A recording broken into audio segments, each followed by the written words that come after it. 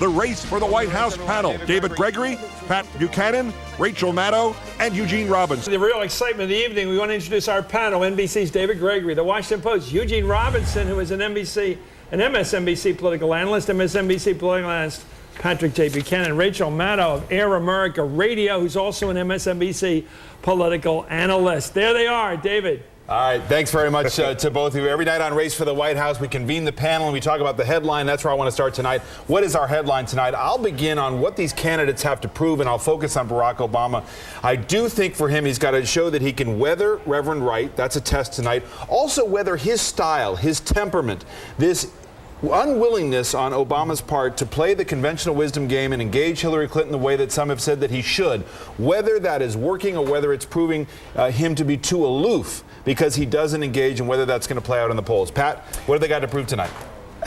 Hillary Clinton, has she maintained the momentum out of Ohio, Texas, Pennsylvania, and grabbed Indiana where she was behind, and closed the gap in North Carolina? Secondly, has Barack Obama stopped the hemorrhaging among white, working class, ethnic, Catholic seniors? Because that is a crucial question for the fall election. Is it just seniors, though, or is it that's the spin they put out? Is it younger working class whites as well? I would say it's everybody above 40 and above, all the way up, quite frankly. He does extremely well with young people, but that's the real question, because I think those are the voters that will decide between McCain and Obama if it's that race. Rachel, what do you see tonight?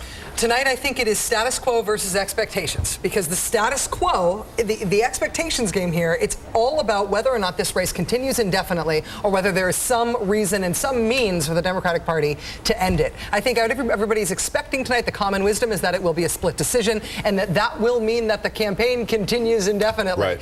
Barack Obama in particular, and maybe even Hillary Clinton, is going to have to come up with a way to say we need to expect that this will end at some point, and so that we do not drag this into the convention, because dragging it to the convention is strategically so unsound for the party. Does this determine something tonight about this race and what we've seen over the past 2 weeks? Yes. What happens to, I think it's a very big picture win, though. It has to be that one of these candidates wins both states. That means the expectations are not being met. The status quo gets turned on its head. Gene, your headline for tonight, what do you think it will prove? Well, Obama has to demonstrate that he's back on his stride. Okay. I think that's what worried the superdelegates more than specific issues. I think was the sense that Obama wasn't the galloping candidate that he had been, that all this forward motion had kind of stalled. Toward the end of this campaign, actually on the gas tax issue, which is generally thought to be a good issue for Hillary Clinton, he actually pushed back in a way that I think heartened the superdelegates. A lot of people, he was animated, he knew what he wanted to say, he was on top of the issue. He was proactive. And it fit his brand of politics by saying this is gimmicky, this is not a real debate, Pat. Let me ask Rachel, look, if the only way Hillary can win this thing is to drag it out to the convention, why not drag it out to the convention? She's in this race not for the well-being of the Democratic Party, but to win the presidency of the United States. But that's the point. She's not in it to win the nomination. She's in it to win the presidency. Either candidate can read the tea leaves and see that it would be bad to have a 5-minute-long general election against John McCain after he gets 6 months of uninterrupted But wouldn't it not be worse to lose the nomination, for heaven's sakes? Fight all the way to the convention if you got a chance. Look, but she could make the case just as well as he could make the case that the Democrats need a nominee now. She could force the issue while she has more momentum, particularly after tonight, that they need to decide on her now. Let me get in here. Him to get out. Gene, final comment before we throw it back. Just historically, it's bad to choose a nominee at the convention. You tend not to win if you do that. So you could say it's bad for the Democrats. I think it depends on how she drags it out to August, if indeed she does drag it out to the convention. There are ways to destroy the party. There are ways to save it. To be continued. Gentlemen, back to you a little bit later on. We want to go inside the war room of Barack Obama and look beyond tonight as to how he tries to retool the campaign. All right, David, thank you. Turn it back over to David Gregory of NBC News and his Race for the White House panel. David. Thanks, gentlemen. Like you guys, we're talking about election night by the numbers. And Gene, let me start with you. This is the expectation time for not only who wins, but by how much. Right. Where does the spread matter tonight, and for whom? Well, the spread, I think, matters in Indiana. If Hillary Clinton could could pull off a double-digit win in Indiana, for example.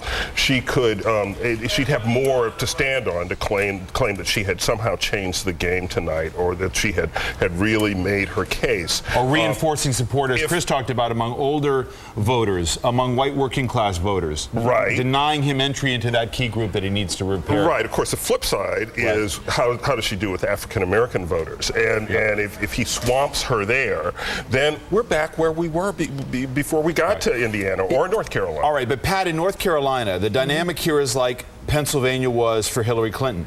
He needs a big victory. He was up in the polls significantly. If it's less than single digits, a problem. If he meets those expectations, it's a big win for him after Reverend Wright. In both states, there's two issues. Who won the state and who won the campaign? Barack Obama was up 7 in Indiana when we last met at Pennsylvania. He was up 7.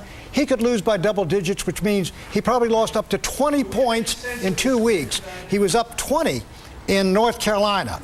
If he holds North Carolina, the question's going to be, how much did he lose? That's what the professionals are going to look at.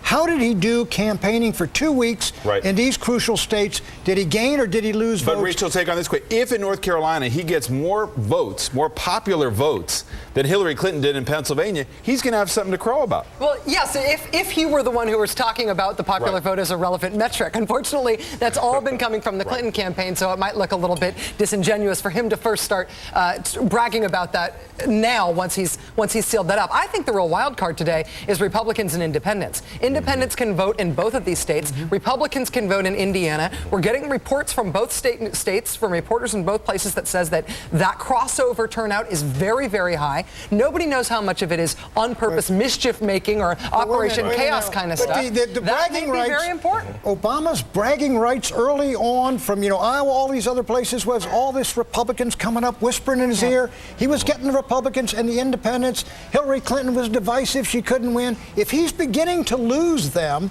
he's beginning to lose one of the biggest arguments he had. I'm a crossover candidate. I think that's absolutely right. Let me introduce this idea. The psychology of the superdelegates. Tim Russert talking about that a little earlier tonight.